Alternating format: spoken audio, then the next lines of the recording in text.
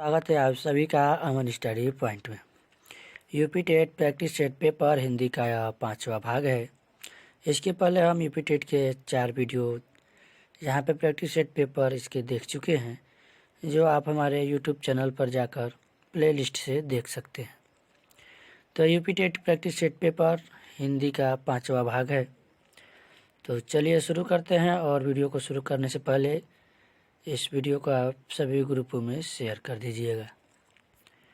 तो चलिए अपने प्रश्न की ओर चलते हैं, और यहाँ पे प्रश्न संख्या 91 से 95 तक नीचे दिए गए गद्यांश को पढ़कर पूछे गए प्रश्नों के सबसे उचित उत्तर वाले विकल्प चुनना है। यहाँ पे विकल्प दिया गया है, किसी को देखने के लिए आँख की नहीं दृष्टि की आवश्यकता होती है। स्वामी विवेकानंद का यह कथन इस महिला के जीवन का दर्शन बन गया है। इस जीवन दर्शन के सहारे उन्होंने एक ओर कठिनाइयों का सामना किया तो दूसरी ओर सफलता का मार्ग ढूंढा और उस पर निर्भयता से बढ़ चली। जी हाँ, हम बात कर रहे हैं मुंबई की रेवती राय की। रेवती राय वह महिला है जिन्होंने महिलाओं की कठिनाइयों को ध्यान में रख केवल उन्हीं की सुविधा के लिए फारसी नाम से कैब सेवा प्रारंभ की। उद्देश्य स्पष्ट था, कामकाजी और ज़रूरतमंद महिलाओं को अपने शहर में सुरक्षित सफ़र का भरोसा देना। यह सेवा उन महिलाओं के लिए वरदान साबित हुई जिन्होंने महानगरों में मुंह बाएं बैठे अपराधी तत्वों या परपीड़ा के आनंद लेने वालों से प्रायः रोज ही जूझना पड़ता है। तो चलिए प्रश्न देखते हैं। बाकी के जो गद्यांश है उसको हम प्रश्न को पढ़ के देख लेंगे। कौन सा विकल्प गद्यांश के मुख्य भाव के सबसे निकट है? साहस और खतरे, पहले घर फिर बाहर, हिम्मत और जिंदगी, या फिर हिम्मत करे इंसान तो क्या काम है मुश्किल। तो यहाँ पे इस पूरे कहानी में हिम्मत के बारे में बताया गया है। यहाँ पे खतरों और आशंकाओं से भरी सड़क परिवहन की जिंदगी में कदम रखने का निर्णय लेना रेवती के लिए सरल नहीं था, लेकिन कभी कभी व्यवस्था भी प्रेरणा देती है। ऐसे ही अवसरों पर आँख नहीं दृष्टि वाला दर्शन प्रेरक होता है। तो यहाँ पे जो सबसे सटीक राइट आंसर जाएगा ऑप्शन डी के साथ, हिम्मत करे इंसान तो क्या काम मुश्किल। यह जो है विकल्प जो है गद्यांश के मुख्य भाव को सबसे निकट है और इसे स्पष्ट कर रहा है। अगला प्रश्न देखेंगे। किस शब्द में उपसर्ग और प्रत्यय दोनों है? प्रारंभ, सफलता, कठिनाइयाँ, या फिर परिवहन। तो यहाँ पे जो सफलता शब्द है इसमें प्रत्यय और उपसर्ग दोनों का प्रयोग हुआ है। सफलता का मूल शब्द होता है फल जिसे हम जिसमें जो है स उपसर्ग लगाने से सफल तथा ता प्रत्यय लगाने से सफलता हो जाता है। तो इसको आप एक बार समझ लीजिए। सफलता का अर्थ होता है फल, यानी सफलता मिलती है, यानी हमें फल मिलता है, सफल होते हैं। तो इसमें जो फल में स उपसर्ग है और सफलता में ता प्रत्यय बाद में आते हैं और उपसर्ग पहले आते हैं। तो स आपका उपसर्ग हो गया, ता यहाँ पे फल में स जोड़ देंगे और ता जोड़ देंगे, प्रत्यय स उपसर्ग सफलता बन जाएगा। अगला प्रश्न देखेंगे। परपीड़ा शब्द का गद्यांश में प्रयोग के अनुसार अर्थ है? दूसरों से पीड़ा, दूसरों में पीड़ा, दूसरों की पीड़ा, या फिर दूसरों को पीड़ा। तो यहाँ पे जो परपीड़ा का अर्थ हो जाएगा दूसरों की पीड़ा हो जाएगा। राइट आंसर जाएगा सी के साथ। अगला प्रश्न है। गद्यांश के प्रारंभ में उद्धृत कथन किसके जीवन का दर्शन बना?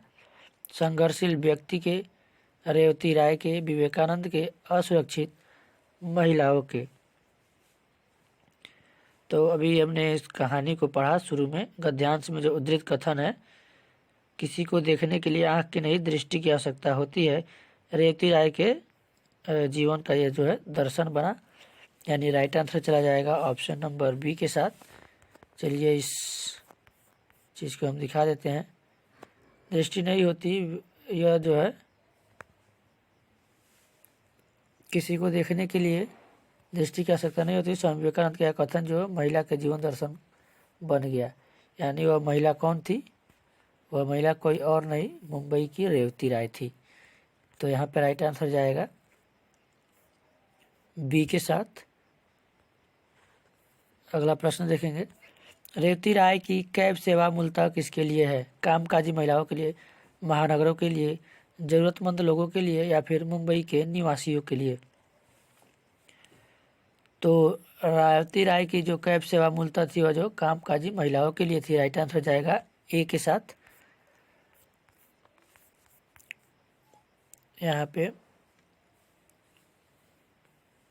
ये महिलाओं के कठिनाइयों का ध्यान में रखकर कैब सेवा प्रारंभ की। यहाँ पे देख सकते हैं, सुविधा के लिए फारसी नाम से कैब सेवा प्रारंभ की महिलाओं के लिए।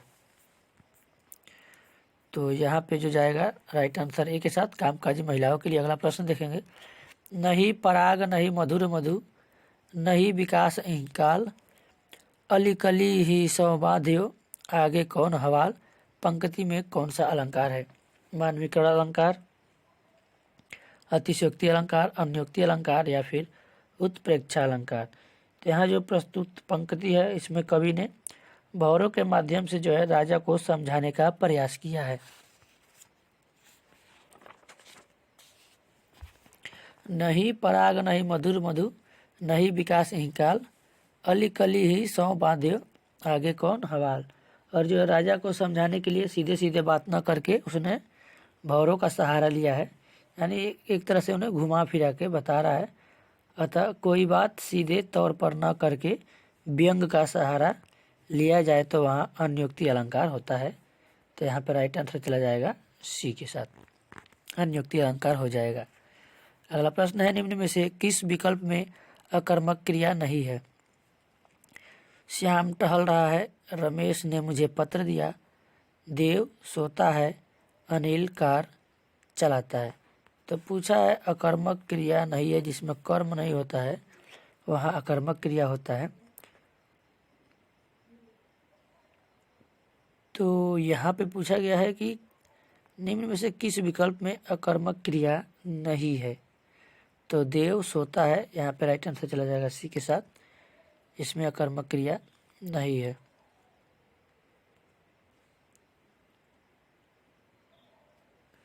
यहाँ जो है सकर्मक क्रिया है, देव सोता है।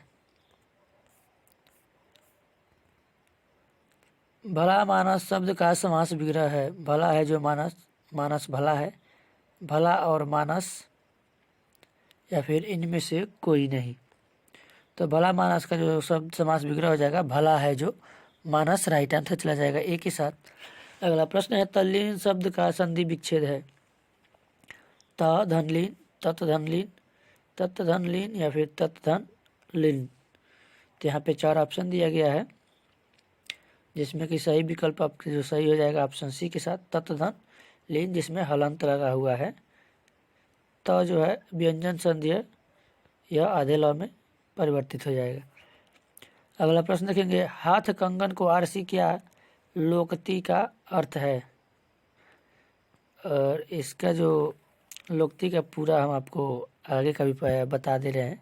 हाथ कंगन को आरसी क्या, पढ़े लिखे को फारसी क्या। तो इसका अर्थ क्या होगा?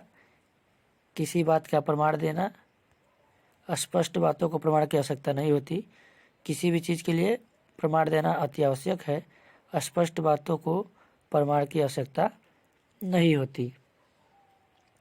तो यहाँ पे जो है हाथ कंगन को आरसी क्या, यानी स्पष्ट बातों को प्रमाण की आवश्यकता नहीं होती। अगला प्रश्न देखेंगे, ऑप्शन जाएगा बी के साथ। अगला प्रश्न देखेंगे, करी बिलाप सब रोवहि रानी, महाविपत्ति किमि जाई बखानी, सुनि बिलाप दुखों दुख लगा लागा, धीरज कर धीरज भागा।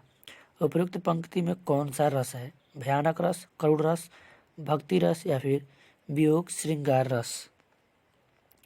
तो जो प्रस्तुत पंक्ति यहाँ पे दी गई है इसमें अस्थाई भाव यानी शोक है, तो इस कारणवश इसमें जो है करुण रस हो जाएगा। और करुण रस का जो अस्थाई भाव होता है शोक होता है। यहाँ पे बिलाप सबरोही यानी यहाँ पे शोक को दर्शाया गया है। तो राइट आंसर जाएगा बी के साथ, यानी करुण रस का अस्थाई भाव शोक होता है। मीठा मोदू मन भय मलिन शब्द में कौन सा अलंकार है? मीठा, मधु, मन, भय, मलिन शब्द में कौन सा अलंकार है? अनुप्रास अलंकार, यमक अलंकार, उत्प्रेक्षा अलंकार या फिर रूपक अलंकार। तो यहाँ जो प्रस्तुत पंक्ति है, यहाँ पे मीठा, मधु, मन, भय, मलिन, यानी यहाँ पे म वर्ण की बार बार आवृत्ति हो रही है। तो यह जो है, यहाँ पे जब वर्णों की आवृत्ति होती है तो वहाँ पे क्या होता है? अनुप्रास अलंकार राइट आंसर चला जाएगा ऑप्शन ए के साथ। अगला प्रश्न देखेंगे, निम्न विकल्पों में से कौन सा जातिवाचक संज्ञा शब्द नहीं है? फल, फूल, पेड़ या फिर सुंदर। तो फल, फूल, पेड़ ये सभी जातिवाचक संज्ञा है, जबकि सुंदर जो है यह जातिवाचक संज्ञा नहीं है। राइट आंसर चला जाएगा डी के साथ। अगला प्रश्न देखेंगे, साधु शब्द का स्त्रीलिंग क्या है? साधुआ, साध्वी, साधुता या फिर साधु, साधो। तो 104 नंबर प्रश्न का विकल्प राइट आंसर चला जाएगा ऑप्शन बी के साथ। साधु का जो स्त्रीलिंग होगा साध्वी, ऑप्शन बी सही हो जाएगा। अगला प्रश्न देखेंगे, निम्न में से किस विभक्ति चिन्ह का प्रयोग संबोधन कारक में होता है? में पर, यानी कर्ता ने कर्म को कर संबोधन, हे अरे। देखना, हे बालक, हे बालकऊ, हे बालका, जब संबोधन हम लोग आखिरी में पढ़ते हैं बालक का रूप, तो उसमें हे बालक आता है, यानी हे अरे संबोधन के रूप में करते हैं। हे रामा, हे रामऊ, हे रामा। तो राइट आंसर चला जाएगा ऑप्शन बी के साथ। अगला प्रश्न है, निम्न में से कौन सा मध्यम पुरुषवाचक सर्वनाम का बहुवचन है? तुझे, तेरे, तुझमें या फिर तुम्हें। तो यहाँ पूछा गया है कि कौन सा मध्यम पुरुषवाचक सर्वनाम का बहुवचन है। तो यहाँ पे अगर जिस सर्वनाम का, किसी सर्वनाम का प्रयोग श्रोता के लिए किया जाता है और वह मध्यम पुरुषवाचक सर्वनाम कहलाता है, जैसे कि तू, तुम आदि, तो तुझे शब्द तू का बहुवचन है। तो यहाँ पे तू का तुझे हो जाएगा, यानी राइट आंसर चला जाएगा ऑप्शन ए के साथ। जिस सर्वनाम का प्रयोग श्रोता के लिए किया जाता है वह मध्यम पुरुषवाचक सर्वनाम कहलाता है, जैसे कि तू, तुम आदि। तो तू का जो बहुवचन हो जाएगा तुझे हो जाएगा। राइट आंसर जाएगा ए के साथ। अगला प्रश्न देखेंगे, उच्च प्राथमिक स्तर पर मुहावरे लोकोक्तियों के शिक्षण के संबंध में आपके लिए सर्वाधिक महत्वपूर्ण है। मुहावरे लोकोक्तियों का वाक्यों में प्रयोग, अधिक से अधिक मुहावरे लोकोक्तियों के प्रयोग द्वारा भाषा को अलंकृत बनाना, संदर्भानुसार मुहावरे लोकोक्तियों के प्रयोग से समझना और उनका प्रयोग करना, या मुहावरे लोकोक्तियों का अर्थ समझाने का प्रयत्न। तो उच्च प्राथमिक स्तर पर मुहावरे लोकोक्तियों के शिक्षण के संबंध में आपके लिए सर्वाधिक महत्वपूर्ण है। तो यहाँ पे प्राथमिक नहीं उच्च प्राथमिक के बारे में पूछा गया है। तो उच्च प्राथमिक स्तर पे जो है संदर्भानुसार मुहावरे लोकोक्तियों के प्रयोग को समझना और उनका प्रयोग करना, राइट आंसर चला जाएगा सी के साथ। अगला प्रश्न है, निम्नलिखित में से कौन सा प्रश्न संदर्भ में व्याकरण शिक्षण को पुष्ट करता है? घर, घर पुनरुक्त शब्द युग्म है, इसी तरह से दो और शब्द युग्म बनाइए। घर, घर पुनरुक्त शब्द युग्म है, दिए गए शब्द समूहों में से ऐसे शब्द युग्म छाटिए। घर, घर शब्द युग्म का प्रयोग करते हुए दो वाक्य बनाइए। या फिर घर, घर आपकी ही चर्चा है, वाक्य में घर शब्द की पुनरावृत्ति से अर्थ पर क्या प्रभाव पड़ता है? तो यहाँ पूछा गया, निम्नलिखित में से कौन सा प्रश्न संदर्भ में व्याकरण शिक्षण की पुष्टि करता है? तो व्याकरण की बात कहा गया है यहाँ पे, यानी घर, घर आपकी ही चर्चा है, वाक्य में घर शब्द की पुनरुक्ति अर्थ से क्या प्रभाव पड़ता है, यानी यह जो है व्याकरण शिक्षण को पुष्ट करता है। अगला प्रश्न देखेंगे, तीव्रतर विशेषण किस अवस्था के अंतर्गत आता है? मूलावस्था, उत्तमावस्था, उत्तरावस्था या फिर मूलावस्था तथा उत्तरावस्था। तो तीव्रतर जो है ये विशेषण के उत्तरावस्था में आता है और राइट आंसर चला जाएगा ऑप्शन सी के साथ। तीव्र, तीव्रतर, तीव्रतम। इसका 3 रूप चलता है, देखिए कैसे। तीव्र,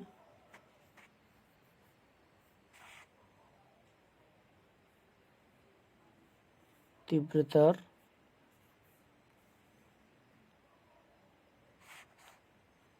तीव्रतर, यहाँ पे त हो जाएगा और यहाँ पे जो होगा तीव्रतम।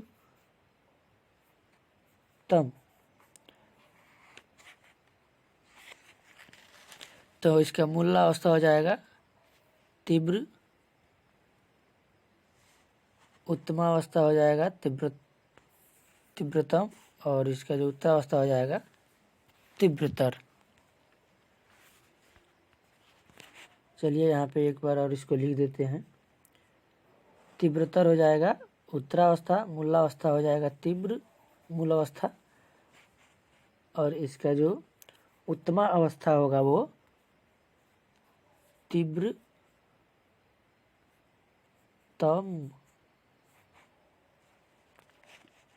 लिखा नहीं पा रहा है हमसे। तीव्रतम इस प्रकार लिखा जाएगा, देखिए तीव्रतम, यह जो है उत्तमावस्था हो जाएगा और उत्तरावस्था तीव्रतर हो जाएगा। चलिए अगला प्रश्न देखते हैं। हरीश ने परीक्षा उत्तीर्ण की में कौन सा काल है?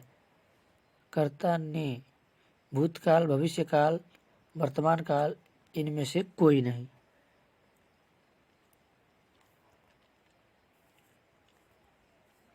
तो हरीश ने परीक्षा उत्तीर्ण की, यानी परीक्षा जो वह उत्तीर्ण कर चुका है, तो यह जो है भूतकाल में चला जाएगा ऑप्शन ए के साथ। अगला प्रश्न देखेंगे।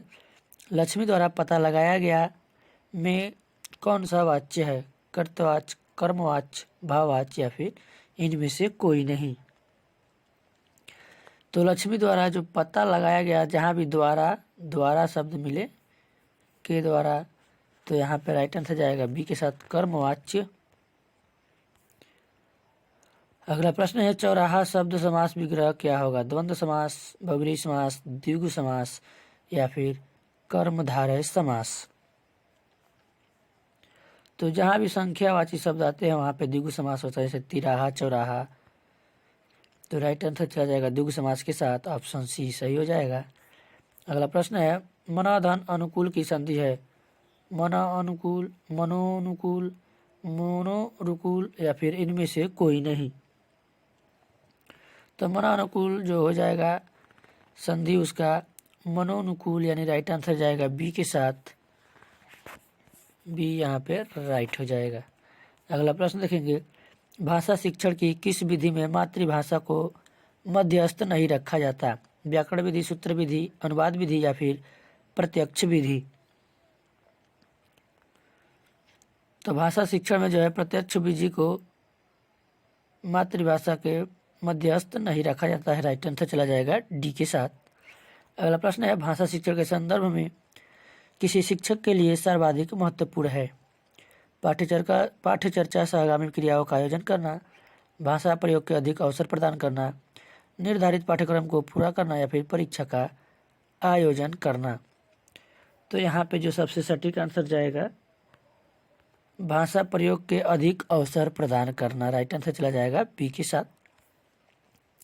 लापता शब्द में किस शब्द के उपसर्ग का प्रयोग किया गया है? हिंदी, संस्कृत, अंग्रेजी या फिर अरबी।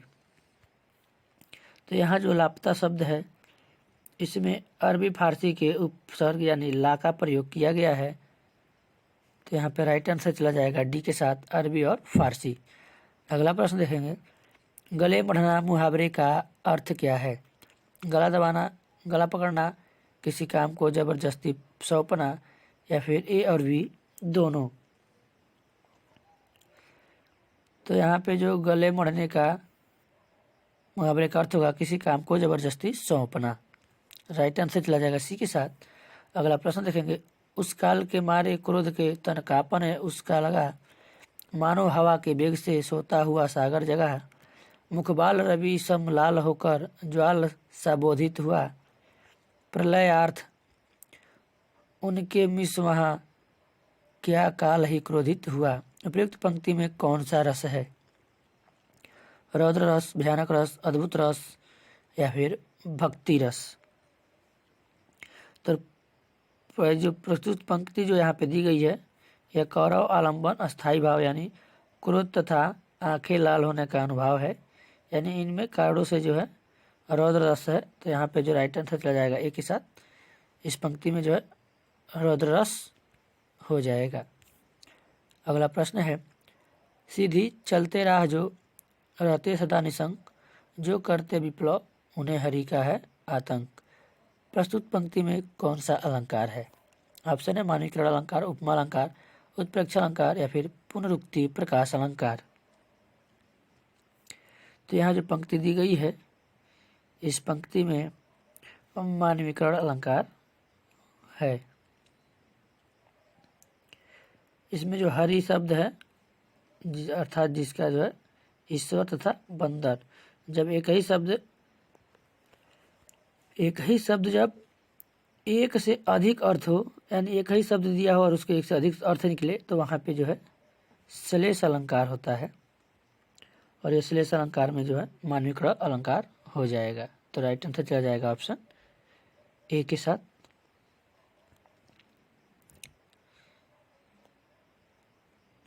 अगला प्रश्न है आखिरी इस वीडियो का, भाषा के सभी रूपों में से किस रूप का सबसे अधिक प्रयोग किया जाता है? लिखित भाषा, सांकेतिक भाषा, मौखिक भाषा या फिर व्यवहारिक भाषा।